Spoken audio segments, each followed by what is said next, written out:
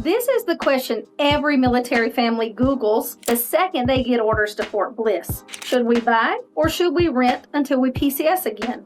And every article they find gives them the same wishy-washy answer. It depends. Well, today I'm giving you the real answer. Boots on the ground, what's going on, and the one that accounts for your BAH, your timeline, and El Paso's market conditions, because the wrong decision here is just not inconvenient. It could cost you tens of thousands of dollars.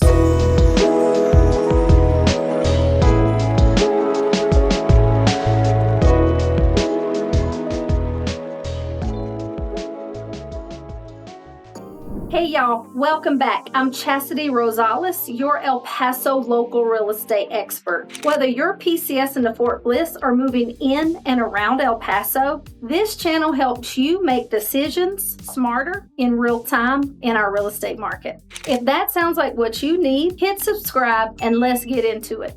Let's start with the money, because this is where the conversation either makes or breaks itself for military families. As an example, the BAH rate for an E5 with dependents at Fort Bliss sits around $1,800 a month. For a captain with dependents, it climbs up around $2,200, and because BAH is tax-free, many military families are able to build equity using that money. In my eyes, y'all, they literally pay us to invest in real estate. Oh, and remind me to tell you about the time that I walked away from nearly $800,000 because I didn't follow the principle I'm teaching you as a service member myself. That's a story for another video. Here is what it means to build your own wealth. The median rent for a 3 to 4 bedroom home here in El Paso, and a good home, hovers around $1,600 to $1,900 a month, depending on your amenities, location, size. So for many service members, BAH is covering almost the rent entirely. I know that feels comfortable, but here's the question you have to ask. If your housing allowance is covering the rent check every month, your BAH is paying for housing either way. You're either investing in you or investing in a landlord. So the question is, who benefits? If you rent, you're paying your landlord's mortgage.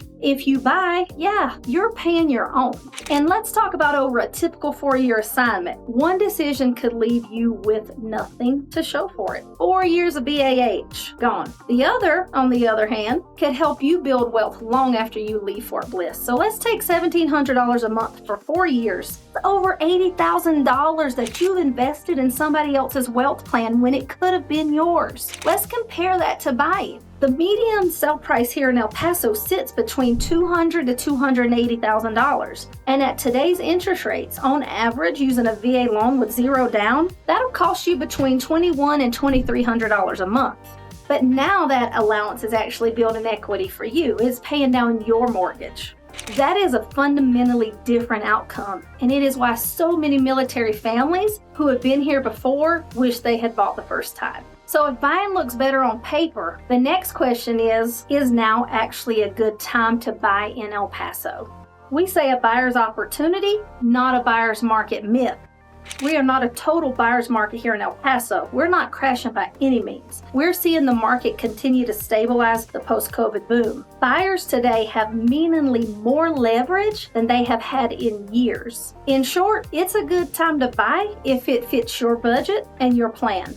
Our days on market in El Paso have stretched upward of 60 days. In most cases, sellers are waiting longer. That means offers are being negotiated. Buyers today have something that they haven't had in years.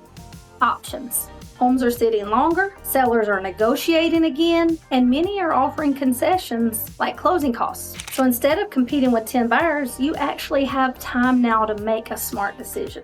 For military families, neighborhoods like West, Northeast, Far East, and Horizon offer solid inventory with reasonable commute distance to Fort Bliss, and they tend to hold value well because of the consistent demand tied to the installation. So, should military families buy or rent? Here's the honest counterpoint I promised you, and it's the one most people skip over. Buying is not always right for every military family. The difference comes down to two things: your timeline and your exit strategy. Before we get into that, if you're relocating to El Paso and feeling overwhelmed by where to start, I put together this free relocation guide covering the best neighborhoods, top schools, and everything you need. So grab it free using the link in the description below. So what if buying doesn't fit your timeline or budget? What's next for you? If renting is the right call for your situation, then El Paso is a reasonable market to do it in.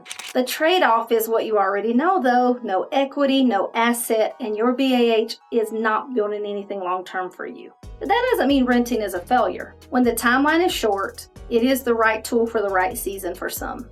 The decision that follows you after you leave. Here's where it all comes back to the original question. For most military families stationed at Fort Bliss with a tour of 3 or more years, buying could make more financial sense than renting. Your BAH covers, or nearly covers, the mortgage on a mid-range El Paso home, and the market is giving you more negotiating room than any other point in recent years. And the option to convert that property to a rental when you PCS is just not a backup plan. For many families, it becomes the beginning of a real estate portfolio that supports their retirement.